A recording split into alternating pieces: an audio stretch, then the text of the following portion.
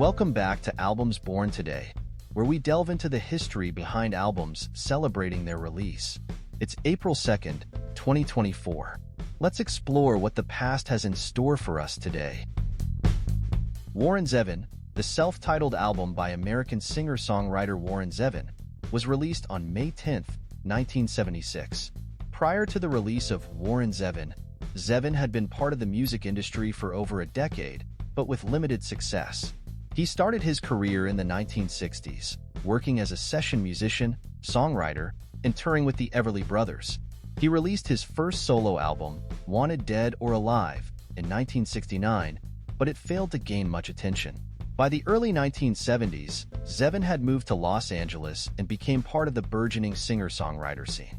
He developed friendships with influential artists like Jackson Browne and Linda Ronstadt, who would play a significant role in his career. The songs on Warren Zevon reflect Zevon's keen observations of human nature, often with a sardonic and cynical edge.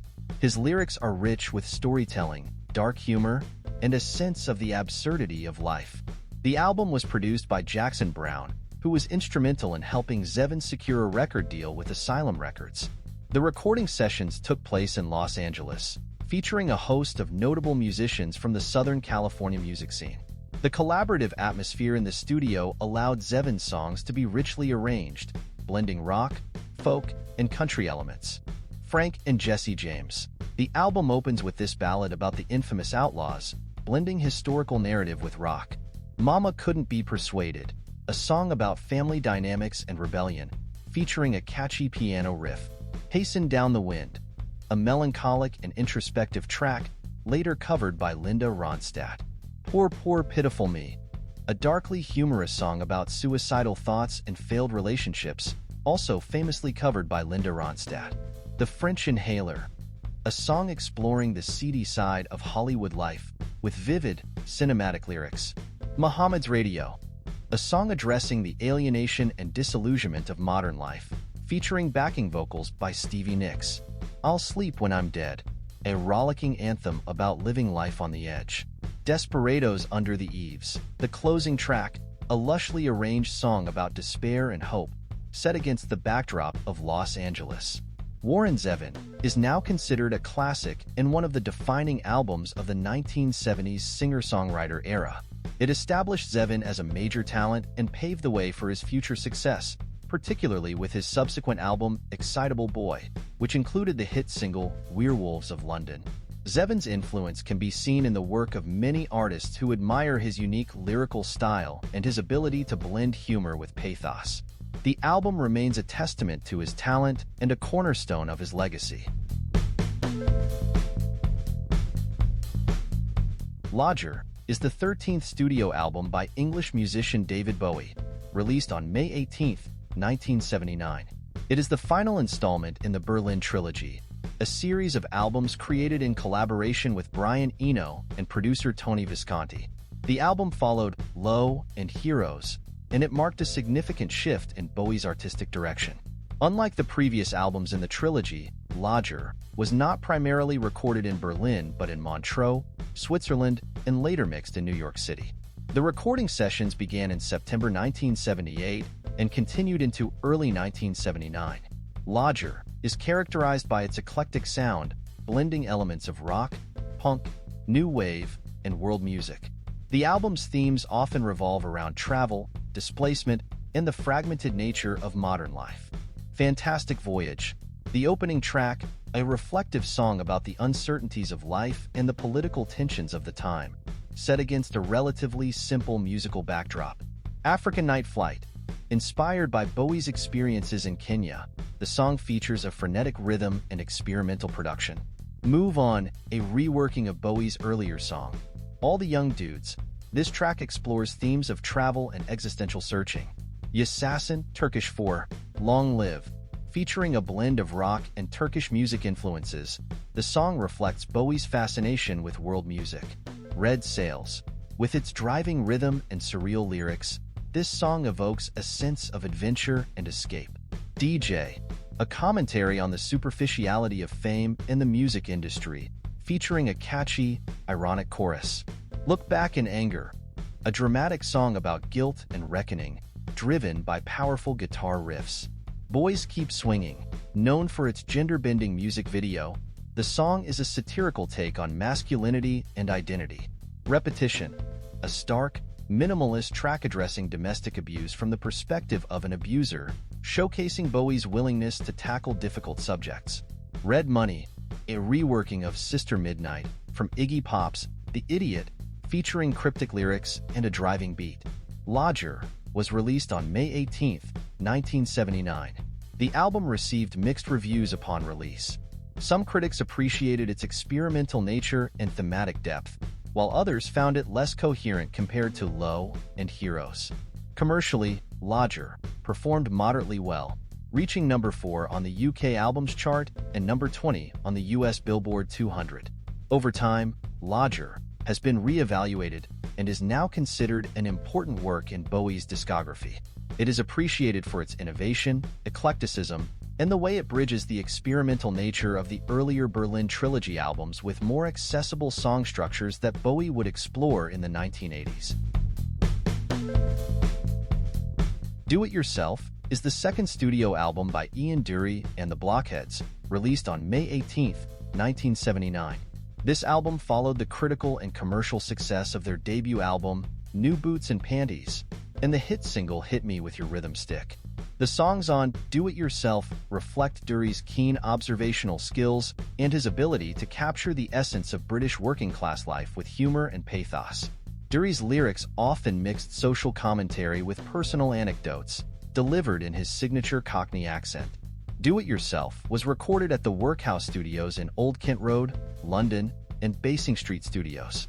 The band worked with producer Chaz Jankel, who also played a significant role in the songwriting and arrangements. The recording sessions aimed to capture the energy and tight musicianship of the Blockheads, known for their versatility and ability to seamlessly blend different musical styles. Musically, Do It Yourself is characterized by its diverse influences, including rock, punk, funk, reggae, and disco. The Blockheads' tight, groove-oriented playing provided a perfect backdrop for Dury's lyrics. In-Betweenies, the opening track, featuring a funky bass line and Dury's playful lyrics about romantic entanglements. Quiet, a reggae-influenced track with introspective lyrics about finding peace and solitude. Don't Ask Me, a commentary on societal pressures and expectations set to a catchy, upbeat tune. Sink My Boats, a song with a driving rhythm and introspective lyrics reflecting on self-destructive behavior. Waiting for Your Taxi, a humorous take on the frustrations of waiting, showcasing Dury's knack for turning everyday situations into engaging stories. This Is What We Find, a standout track that blends rock and funk with sharp social commentary. Uneasy Sunny Day Hotsy Totsy, a playful, upbeat song with a jazzy feel.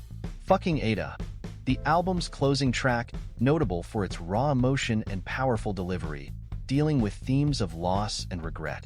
Do It Yourself was released on May 18, 1979, with an innovative marketing strategy that included multiple album cover designs. The initial pressings featured 31 different wallpaper patterns designed by Barney Bubbles and were intended to be part of the album's DIY aesthetic. The album received positive reviews from critics, who praised Dury's lyrical prowess and the band's musicianship. However, it did not achieve the same level of commercial success as New Boots and Panties, or the single Hit Me With Your Rhythm Stick. Do It Yourself is considered an important album in Ian Dury's discography, showcasing his ability to blend humor, social commentary, and diverse musical influences. The album's eclectic style and DIY ethos have influenced numerous artists in the punk and post-punk movements. Janet is the fifth studio album by American singer Janet Jackson, released on May 18, 1993. Before Janet, Janet Jackson had already established herself as a major force in the music industry with her previous albums Control and Rhythm Nation 1814. These albums highlighted her assertive personality and socially conscious themes, earning her a reputation as a powerful and influential artist. Janet marked a significant shift in Jackson's artistic direction, focusing on themes of love, intimacy, and self-discovery. This album was a reflection of her desire to break free from her previous image and assert her independence. both creatively and personally.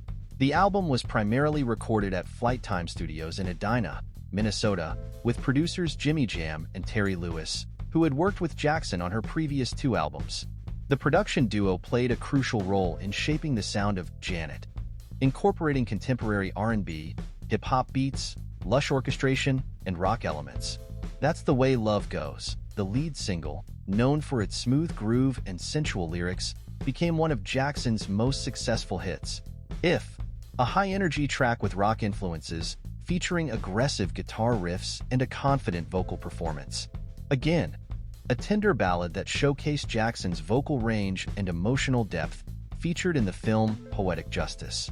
Anytime, Any Place, an intimate and sultry track that further explored themes of sexual freedom. You Want This, a funk-influenced song with assertive lyrics about desire and confidence.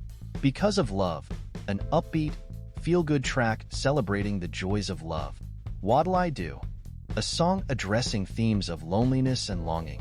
Throb, a dance track with house music influences, emphasizing Jackson's versatility as an artist. This Time, featuring opera singer Kathleen Battle, this track blends classical and contemporary elements. Janet was released on May 18, 1993, and debuted at #1 on the Billboard 200, selling over 350,000 copies in its first week. The album was a commercial triumph, eventually selling over 14 million copies worldwide. It produced 6 top 10 singles on the Billboard Hot 100, including That's the Way Love Goes, which spent 8 weeks at #1. Janet is regarded as a landmark album in Janet Jackson's career and in the pop and R&B genres. It established her as a pioneer in exploring themes of sexuality and empowerment in a way that was both commercially viable and critically acclaimed. The album influenced a generation of artists and remains a touchstone for discussions about the intersection of pop music and personal expression. Thanks for tuning in. If you enjoyed this video, don't forget to hit that like button and subscribe for more content. Feel free to leave your thoughts and suggestions in the comments below. Keep the music alive, and we'll see you in the next video.